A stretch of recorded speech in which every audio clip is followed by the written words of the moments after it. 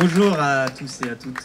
Du coup, moi je suis paysan en Limousin et du coup je voulais mettre un peu en perspective par rapport aux révoltes paysannes de ces dernières semaines et que je pense qu'il faut vraiment qu'on prenne avec enthousiasme parce que enfin le monde paysan se soulève contre la précarité dans laquelle il se trouve depuis des années et des années. Enfin il se soulève contre la disparition même des paysans et des paysannes.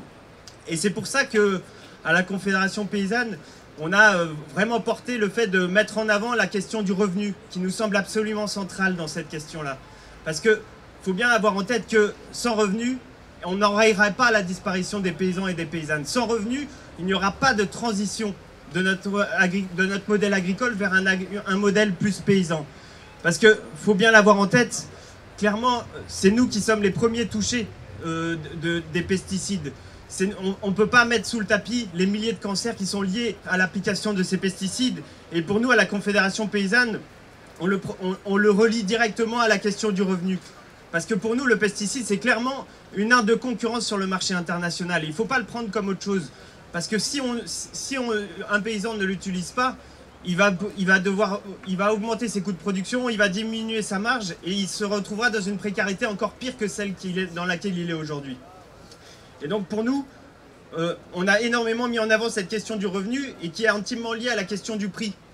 Et on a notamment obtenu une immense victoire selon nous qui est cette question du prix plancher.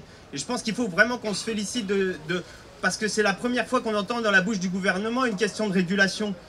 Et cette question du prix plancher, il faut vraiment la prendre comme un pied dans la porte dans ce dogme du libéralisme. Il faut vraiment s'appuyer dessus pour pouvoir pousser, pour pouvoir dérouler ensuite tout le discours politique vers une régulation.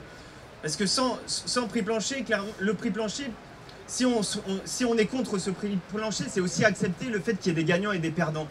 Et ça, c'est pas possible aujourd'hui d'accepter qu'il y ait des perdants dans ce milieu, dans ce monde paysan. Mais on n'est pas dupes. Ce prix plancher, il va forcément de pair avec une régulation du marché international, avec la sortie des traités de libre-échange, avec des outils de régulation du marché international et avec une répartition des volumes de production. Donc, clairement, la bataille du revenu, elle ne fait que commencer et on a besoin de l'ensemble des parlementaires, on a besoin de l'ensemble des citoyens, des citoyennes, des forces politiques, syndicales, associatives pour pousser pour lutter contre ce libre-échange qui nous étrangle. Et donc on pousse énormément vers cette question de prix pour un revenu décent, mais il faut bien comprendre que s'il y a une augmentation du prix, forcément il va y avoir une augmentation du prix de l'alimentation et donc il va se poser la question de l'accessibilité à l'alimentation. Et c'est pour ça qu'à la Confédération paysanne, on pousse par rapport à une socialisation de l'alimentation avec cette proposition de la sécurité sociale de l'alimentation qui permet, via la cotisation de tous et toutes, une accessibilité à une alimentation de qualité pour tous et toutes. Donc pour nous, on lâche rien, on continue puisqu'on est clairement sur la bonne voie pour mettre un coin dans le libéralisme. Donc on continue les mobilisations et merci à tous et toutes de nous soutenir parce qu'on n'y arrivera pas sans vous.